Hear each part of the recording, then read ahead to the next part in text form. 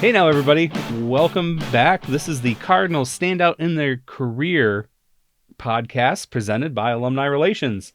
I'm Nick Taylor, the Executive Director of Alumni Relations here at SVSU. And today we've got a special guest. I'm super excited to introduce Jim Pawloski, who is our lab technician in the Carmona College of Business in the Dow Entrepreneurship Institute. I think I got all of those words right and in the right order, so I'm pretty proud of myself. But Jim, we're excited to have you here. Welcome. Thank you.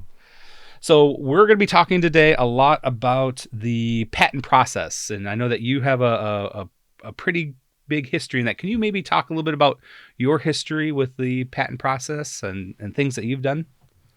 Sure. Most of my experience with patents, I have 37 patents that I'm named on. Yeah. And I think about 17 of them, I'm the primary inventor, so the first name.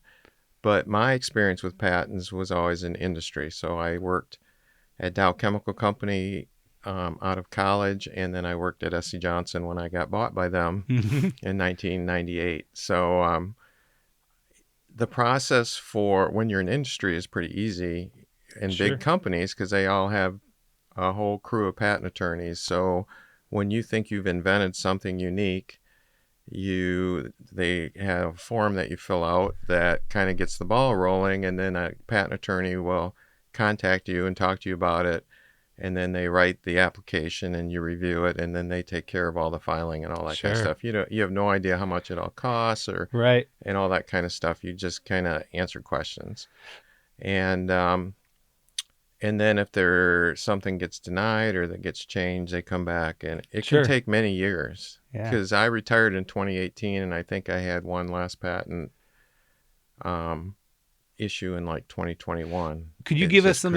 Could you give us some examples? So that's a lot of patents to have out there in your name. What are any specific products or any specific processes? What? Right. So probably the one that most people would be familiar with is Ziploc bags. So I worked in Ziploc for probably over 20 years. I worked in both research and development, manufacturing, and then when I retired, I was leading the research and development, the R&D group. So the patent that people would be most familiar with is the double zipper. And there's probably some young people that have never seen a zippered bag without a double zipper on it because it was in the 90s that we did it. But I have several patents around the double zipper in the design of it, how far the zipper spacing is one of the really important things. We did a whole bunch of work with consumers to look at what's the optimum width, but you also have to have, the consumer might like, for instance, 3/4 of an inch, but it's not practical to run 3/4 of an inch on your machine. So there's some give and take. So there were some patents around the actual spacing of the zipper. That was probably the most significant one, because if you look at the private label bags, they're usually much narrower, closer together, or farther apart. And that's because there's a patent range, and I believe that patent just expired, that it has to be, I think, between 0.17, 0.25 inches in spacing. So that's probably the one that's most common. Some of them are process related. When we were Dow Chemical, they did a lot of process patents. They're a little harder to police because someone might be making a similar product using your patent, but how do you know? And those were around a thermoforming process for making...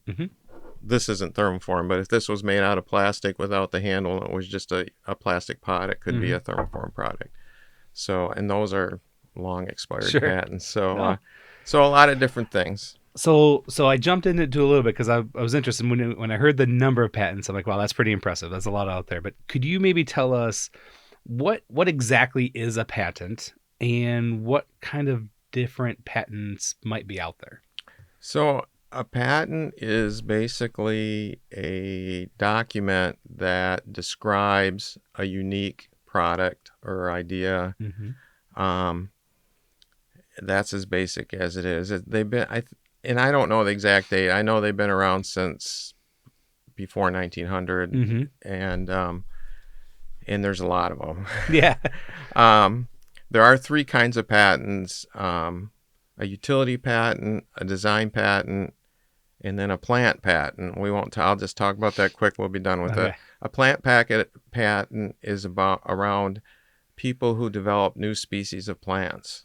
Oh, So really? there's actually a whole separate patent process for protecting Sure. those type of things. Sure. But I think what we're closer to is the utility patent and the design patent.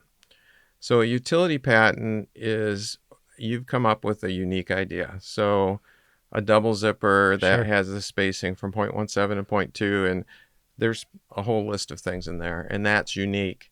So you have to go and apply for a patent from the patent office. And then if it gets granted, you're protected for that specific list of things that are identified in the claims of the patent. A design patent is when there's a product that's out there that's maybe or maybe not already patented. And once it expires, it becomes general knowledge, so then anybody can do it. Sure. But a design patent would protect a specific design element that maybe isn't unique, but is unique to your product. And a good example of that is SC Johnson makes Glade plug-in devices. Airwick makes plug-in devices. They basically do the same thing, but they each have design patents that's like, this looks like this and has a curve here and this. So it's just kind of a way to protect your brand a little bit. They're not very easy to enforce, and they're easy to get around. Sure. And back to utility patent, there are two types of utility patents. There's a provisional and a non-provisional patent. So one of the key things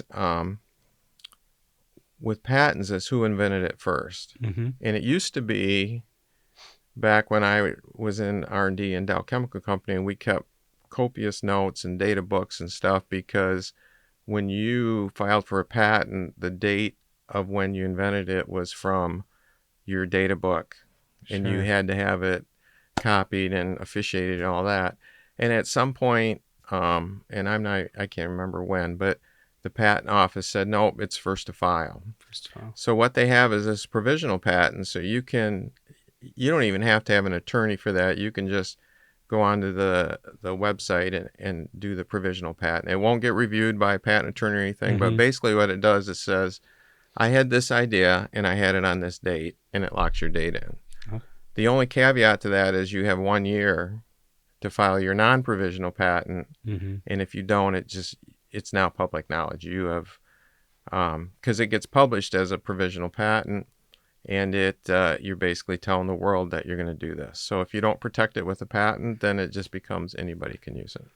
So help me decide, what criteria must we have for our creation, invention, whatever it might be? What criteria do we have to fit in order for us to actually file for a patent? It just has to be unique. I mean, it has to be something that no one else has done before. Typically, it's something that's got value, something that you're going to try and sell, or, I mean, otherwise there's no real reason to protect it. But it's the only criteria is that it's unique and never been done before. Okay. So, you talked about these patents, and there's a certain time frame that goes on in these provisional patents where there's, a 1 year time frame, and after that it becomes common knowledge. How important is it so I'm Nick, I'm out there, I'm designing the next great coffee mug. It's going to keep my coffee warm forever. I'm going to take on Yeti and all these big companies, right? And going to do that. How important is conducting a patent search before filing? Like, what should inventors look for when they're doing the search, and where should they search?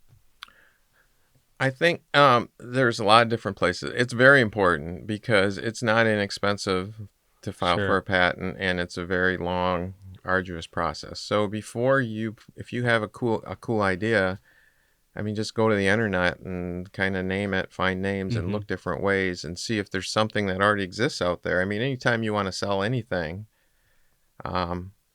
it's best to go see if it's there already, because maybe you're not reinventing the wheel, and maybe it becomes more of a design patent thing. Well, yeah, this idea is there, but I've got this cool spin on it. Sure. So the easiest thing, I mean, it's so easy now, do Google search, try and find something. There also are many places you can go on. Google has a patent, so you can put Google patent search, and it'll search all the patents. So if you want to see specifically, say you find something that's unique or something that's similar in your search, just general Google search, well, then maybe you can go find the actual patent that's associated with that. And then if you're similar enough, and this happens in industry all the time, it's like, well, I'd like to do that. So you get a bunch of smart people and they read through the claims, which is a challenge in itself, and find out what's really covered. And then they try to work around it to develop a new idea, and then they will patent that. So you talk about looking at these claims and, I don't want to say reinventing, but bettering a patent that might be out there. It goes back to all that documentation and support evidence. And you already mentioned some of the log books that you were talking about when you were doing it. What types of documentation, evidence, things that you need, what types of those things are necessary to support a patent application? So there really isn't anything necessary. When you file for the patent, you need, and this is why it's really important to have a patent attorney do it, is you everything in that document should describe what you're trying to patent. So you don't submit. Now you may take a picture out of your data book because you sketched this and say to your patent attorney, here's my idea. Ideally, you make a prototype, and when you go to your patent attorney and show them the prototype, because sometimes a sketch on a book is kind of hard to read, where a prototype is very, very essential.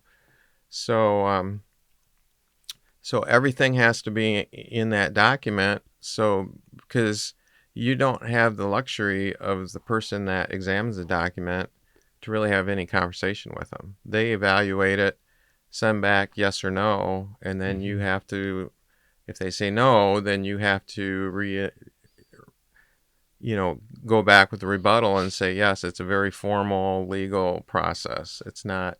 So you need to have everything in that application the right way. Oh, that's good to know. In one of the things I think we talk as alumni all the time, what type of resources does SVSU have that we can go back? And I know that you working in the Dow Entrepreneurial Institute. Sorry, I got to practice that going back and forth. But being there and talking about that, you talked about having prototypes, and I know I've seen a couple cool. I'm thinking of the expandable skateboard.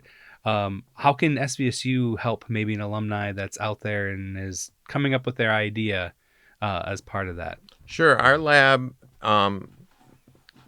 we service the students, of course, and the collapsible skateboard. We're on probably version 10 of prototypes. And we took an early prototype to a patent attorney in Midland so we could get the patent application written. And he used that to write the application. So, and there's some other student ones, but we also service all the Great Lakes Bay Area. So I've made prototypes. One I thought was kind of cool is a helmet for a motorcycle rider that has built-in stoplights and turn signals and stuff like that. Really? Which is kind of cool, yeah. And there was one guy who's working on a pest control device, a little box that has a port in the side, and they put some bait in there, and it basically traps the bugs in there. But there's some electronics that goes along, and to the point of there's a camera, and when the bug goes in, you get a thing on your phone. I mean, everything's connected. I didn't worry about all that kind of stuff. I just built the box and things to mount the electronics, and those are all. I had one guy come in who had an idea for a fishing reel, so I made some stuff for him. So it's open to anybody, and we have the SBDC here on site who is here to help help local people that are trying to start businesses. So it's we're here to help. That's awesome. And I think it's something too, as alumni out there, it's nice to know that it's here on campus. Our students are getting are able to take advantage of it, but also it's helping, like you said, our local community. If they want to come back, there's resources here for alumni to take advantage of. You talked a little bit about the process and going and meeting with the patent attorney. What does the process of filling a patent application really involve? Like, how long does it take? Beyond, I know you mentioned meeting with the attorney, but what does that process look like? How long does it take? Sure. It can take a long time. So you have to come up with an idea and ideally have a prototype that's workable enough. It doesn't have to be perfect to describe to the attorney. And you have to find an attorney, and patent attorneys for private citizens are not always easy to find. There is a gentleman in Midland who is retired from Dow Corning who does it, and I think there's another one in the area. There's some down in Detroit area. So basically you go and spend several hours with your patent attorney to make sure he understands exactly what you're trying to patent. Yeah. And then they'll do a draft, and it'll go back and forth, and no, this isn't right, this is right. Yeah. And it's a little arduous trying to understand the claims because they're written in legalese. The whole document's written in legalese, Sure. which makes it a little bit complicated. But that process could take a week. It could take 6 months. It just depends on the details that you need to describe your thing. And then they will submit that to the patent office. And then they'll get a response from the patent office that says, yeah, we received this. And then you wait. So and it can take 2 years. It can take 5 years. It just depends on, workload. And my understanding, I was told this in the past, I honestly don't know if it's 100% true, but the patent office does give preference to individual individual inventors over corporate inventors. Yeah, I could see for that. Whatever reason. I think there's good reason for it, but yeah. So I've been told that. Whether it's true or not, I don't know. So it gets submitted, and you talk about getting all the legalese. I love legalese. I don't speak legalese myself. I don't either. But you get that all set and situated. We turn it in. What do you have a sense of what actually happens during that patent examination process? How do they evaluate that patent? There is a website that I went to. It's USPTO, so U.S. Patent. I don't know what the TO is, but it's uspto.gov/patents. Sure. There's a whole bunch of information out there. And basically it talks about the patent examiner responsibilities. So it goes into a docket. It gets assigned to an examiner. And I'm sure each examiner has their expertise. Sure. So if you're doing something that's a lot of people do, then there might be more examiners and something that's a little more out there. So basically it says they're pre-search activities. So they're going to do a search. They're basically taking understanding what you did, what you're saying is unique. They have to determine, is it unique? So they have to compare it to a search. So they have to read and understand the invention. They have to determine whether the application is adequate to define what you're looking at. So that's why it's so important to make sure that document is super well written and very clear, and then determine the scope of the claims. And then they search existing technology, and they don't only search current patents, they search things that patents have expired and reports and a lot of universities do studies and they write reports. They might even look at that kind of stuff to really determine that it's unique. And then they do their position. So they write office actions, identify and analyzing all issues pertinent to the patentability of the claimed invention. responds completely to the applicant's issued notice of allowance or notice of abandonment. Yeah. So they might come back and say, no, not at all. Or they might Mm-hmm. say, yeah, I'm okay with claim 1, 2, and 3, but claim 4, 5, and 6, no, that's out Sure. there. And they give you reasons. Mm-hmm. And I had one that I was sure was back when I was at SCJ. I was sure it was going to get allowed. And one of the patents that I was familiar with, they said, oh, no, this is too close to this. And I'm like, and I wanted to talk to the guy and say, you're crazy, because those Sure. are completely different. But in his mind, and that's one of the problems with the process, it's basically how that one person Yeah. at the patent office Feels at that who moment. has this huge docket, how Mm-hmm. they see it. Mm-hmm. And once it's done, it's kind of done. I mean, you can appeal it. So I think we appealed it, and if you lose it on appeal, then you're kind of done. Yeah. So Interesting. It comes down to one person who has a lot of expertise, obviously, in that area. right. But I could see how frustrating that would be. That was very frustrating. Absolutely. So I'm a big believer we learn from our mistakes, right? Mm-hmm. And Lord knows I've made lots of them over the course of my career. What are some common mistakes that inventors make when applying for a patent, and how can they try to avoid them, or any personal experience with that as well? Well, like I say, for me, I don't. I'm sure I've made mistakes writing Sure. writing my information to the patent attorney, but I always worked with an attorney. Okay. We had this crew of people at both Dow and SCJ that did all that. So Sure. It helps. you could go back and forth very easily with them. Yep. So to me, one of the biggest things you have to do is you have to hire a patent attorney to do that job for you. I think a big mistake is, I can go on the website and apply Mm-hmm. for a patent and do all that stuff, and that's not how you want to do it. You really need to have a professional person that does that. Now, if you're doing just the provisional first, Yeah. there are ways you can go online and do the provisional. You don't Uh-huh. need as much information, though there are still costs that go along with it. So, um,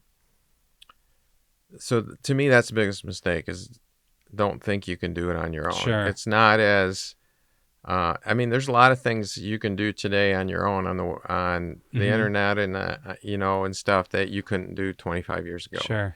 This is not one of them. Yeah. So Well, it's good advice. That always hire the expert, right? Right. Get that expert help along the way.